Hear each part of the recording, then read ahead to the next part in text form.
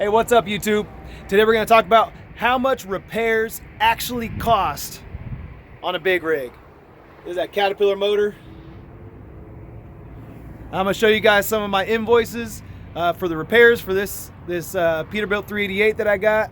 That yeah, it's been broken down a lot. So I'm going to show you guys. I'm going to walk you guys through some of the repair invoices that I had during the worst stretch of it, and show you guys how much it costs to repair these things if you're not mechanically inclined like myself, when you got to take it to a shop each time it breaks down. So stay tuned for that.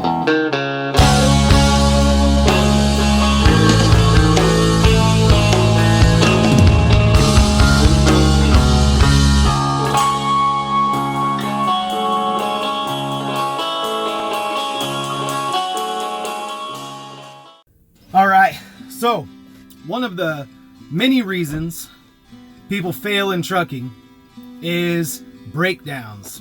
Now, you start out, you always end up buying a used truck. You can't afford a new truck. You don't have the business credit that it requires, or the capital, the down payment.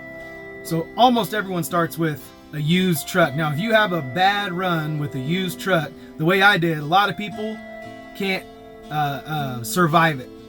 Now, the only way I survived it is because I was leased on with the company, and they, like I've said in previous videos, they provide that safety net so that you don't fall flat on your face and completely go out of business.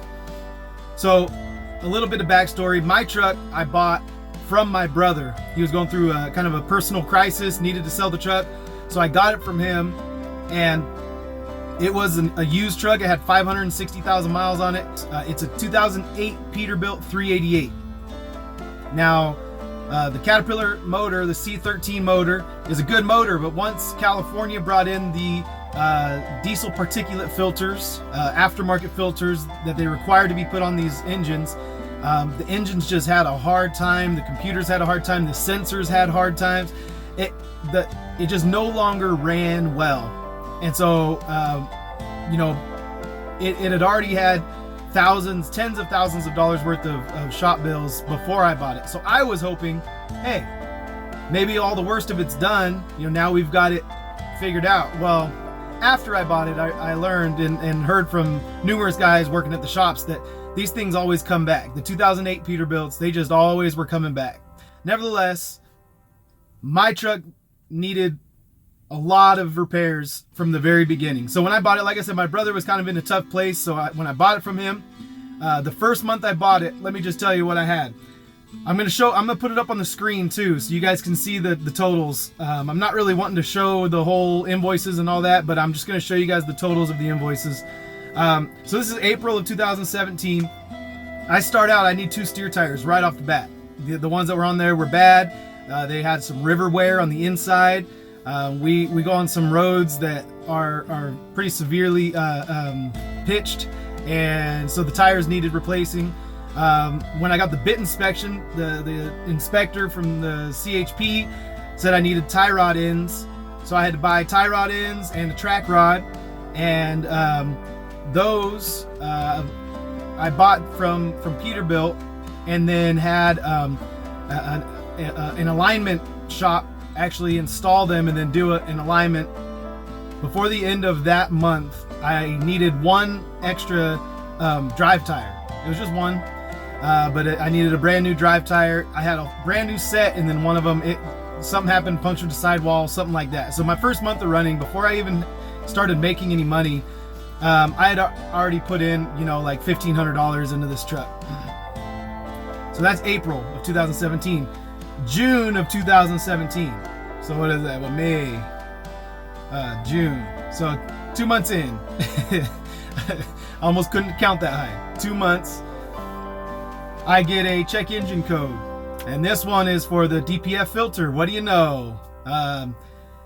Took it in. It had needed to be regened and the filter cleaned. So something that had just been done probably 8 months before I bought it needed to be done again. And then that didn't fix it. So then they realized they had a bad, what they call an art head. And so they took that art head and they replaced that, and then also an oil pressure sensor. So all those things cleared the codes. That was $3,326. All right. So remember, we're 2 months in, and the way the paychecks work, you got to wait almost a month before you get paid for the work you do. It's about a 21-day, payment. So I was just starting to get my first checks when I'm adding on $3,300 worth of repairs on top of the, whatever it was, $1,600 that I had in April. So that was June. All right, now we go July and August. Surprisingly, no repair bills. All right, September of 2017, there's a boost leak, and it turns out the intake hose at the aftercooler needed to be replaced, and once again, it needed a forced regen at the shop. So that one was just under $1,000, $941. All right, September. October, there's nothing. All right, good job, October. Woo! November 2017, injector fault, check engine light. Injector fault, check engine light. All injectors were inspected, and so they decided everything looks okay. It must be the ECM. So they replaced the ECM, the engine control module. So $3,000, just about, boom, replaced. All right, so that was November. So now we're in December. Check engine light again. We've got a temperature sensor and soot codes. And so they replaced a gasket at the combustion air tube and basically couldn't find a reason why those sensors were going off. Like I said, I think the ECM wasn't actually the problem. But anyway, that was only $400, $389. That was December. So now we're in 2018. All right, 2018 is going to be way better. Yeah! January 2018. Check engine lights. Needs another forced regen in January 18. So how many forced regens is that? That's like 3 or 4 already. The filter just wasn't cooking and cleaning the way it should be, even though they put a new art head on it, even though everything was working supposedly the way that it was supposed to when I got it back from the shop. So that one, they also had to replace my speed sensor. Remember, we got steer tires to start the truck in April. By March, 2 more steer tires. Now, I might drive a little fast, you might call it. I mean, I am Velox 18, right? 18 wheels of speed. That's lame. Anyway, velocity. So, but I needed 2 more steer tires. I burned them up pretty good. They were Yokohamas, and they only lasted me 11 months. All right, so May of 2018, so what? We skipped April. So March, we had 2 steer tires. April, nothing. May of 2018, water pump.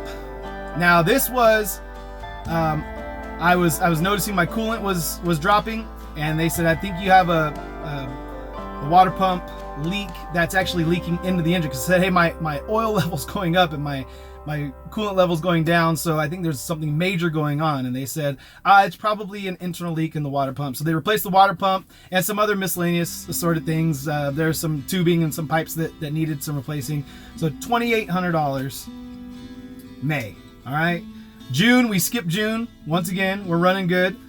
July was the biggie. July hit me like a ton of bricks. So I knew something was wrong. That's why we tried to get the water pump taken care of in May, but it didn't fix it. So something was wrong in there. I actually, in between these 2 invoices, I actually took it into the shop again, in between those things, and they basically just told me like, hey, there's nothing wrong. Everything's working the way it's supposed to work. And so I ran it, being the naive, pretty new driver that I was.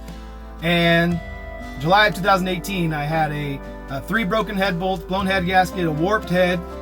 And so they had to machine the head, refinish the head, new head gasket. They had to replace camshaft. They had to replace an exhaust manifold, another injector issue. So they replaced one of the injectors, and guess what? Another forced regen. All right. So that one came to a very small amount of $16,000. That was just uppercut to the jaw, just boom. And so I thought, okay, you know what? I'm gonna put this money into this truck. I'm gonna run it for 2 more years to pay it off. We're good. Put in $16,000. Now we're good. Well, so that was July. So we had August. It ran. September. Oil just all over the inside of my hood.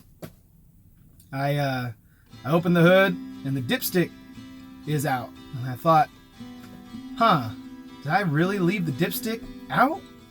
Is that even possible?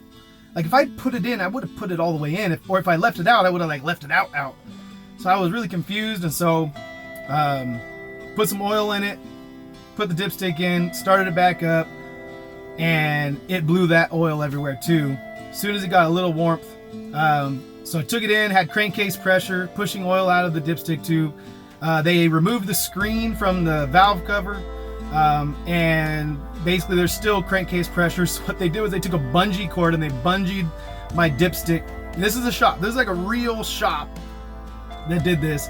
Bungee corded my dipstick down because they said you just need to do a full rebuild. And I said, I'm looking to trade this truck in like 6 months. Do you think it'll make it? They said, we'll try to help you make it. So they tried to help me make it, bungee cord and all. And then, so that was September of 2018. And then October of 2018, I spun the number 7 crankshaft bearing, and that one was about $1,500. And that's when I said, you know what? I need to start renting a truck and not be adding on. So over about 18 months, I have spent $31,000, little over that, $31,741 on repair bills. It's pretty much the worst case scenario. I've said that in my previous videos. I pretty much had the worst case scenario. So the logical question is, what in the world are you still doing truck driving? Why are you still an owner operator? Why don't you just get a company job somewhere, let that truck go and keep going? Because I will tell you why. Because I still think that it's the best job I've ever had. It's the best career choice I've ever made. And I'd do it again. Now, I probably wouldn't buy that truck. I wouldn't buy that truck again, knowing what I know about it. I definitely would have done a little more homework about 2008 Peterbilts and Caterpillar engines and DPF filters. And I probably would have had someone inspect it before I bought it. But nevertheless, I was buying it for my brother. Kind of did it to help him out. Kind of did it because it jumped me, leaped me kind of ahead of some other guys as far as becoming an owner operator. I got in pretty quickly. I'd only had my license for a year and a half. I'd only been working for this company for a year, and so I just thought, woohoo, let's do it. But I'd do it again. I say all that to say I would do it again, and I probably wouldn't want to buy that truck. I'd figure something else out. I had the worst case scenario, and I'm still optimistic about trucking, optimistic about owner operating. And this is why leasing on with the company is a good thing for a new truck driver, because we're just trying to figure this stuff out. I'm still new. I mean, I've had my license for, this is 5 years or 6 years, something like that. So I'm still pretty new. I'm learning a lot. I mean, that's what YouTube University is all about for me, for trucking. I started watching these guys, on these other trucking channels because I just want to learn. I want to learn everything I can about my industry, about my career, my profession. And so anyway, $31,000 of repairs later, and then I don't even want to tell you how much I've spent on truck rental since then, but I'll tell you that 18 months of repairs, it took me until the fall of 2019 to pay it off. But leasing on with the company that I lease on with, no interest, and I just chipped away at it. And I had to pay a rental fee for the truck on top of it, and rental for the trailer and insurance and all this stuff, but I still made enough money to bring home for my family to eat. We're not as far ahead as we would have liked to have been. We haven't bought a home yet, which is on the list of things that I definitely want to do. I want to stop throwing money away renting a house, but at the same time, it's been pretty good, pretty dang good. And so $31,000, I still say go buy a truck, just do your homework, have someone inspect it, have a mechanic inspect it for you, and jump in with a company that will lease you on and provide that support that you need when you're a young driver, when you're a new driver, or if you're experienced and you just don't have a big reserve. I mean, if I didn't have them to pay those bills for me, I would have been you know, putting it all on credit cards or trying to figure out how to do these repairs if I just would have bought a truck straight out, because I didn't have any money in savings. I didn't have anything set up like that. And so if you don't have money in savings, and so you're like, oh, I don't want to buy a truck, just find someone to lease on with that will support you when things like this happen. When the worst case scenario happens, if you got someone who will support you and keep you running and keep you making money for your family, then there's almost no downside. And so that's been my experience. That's what I would recommend you guys. And so this is the real costs though, of when you don't know what the heck you're doing to fix your truck. You can't fix it yourself. You got to take it to a shop every time something happens. You get gouged, man. It's expensive. But that's the cost of truck driving. That's the cost of learning this stuff. And believe me, when I have my new truck, I'm going to be doing a lot more of my own work, because I'm tired of looking at these numbers, man. I actually added them all up for the first time today to do this video, and I was like, oh my goodness, that's so much money. I knew it was a lot, but now I see it all broken down, and I see it like how it was just month after month after month, and it just kills my soul. Anyway, thank you guys for watching. Like, subscribe, and yeah, say hi to Gus in the comments, because Gus is the #1 fan. Gus, I love you, buddy. All right, see you guys later.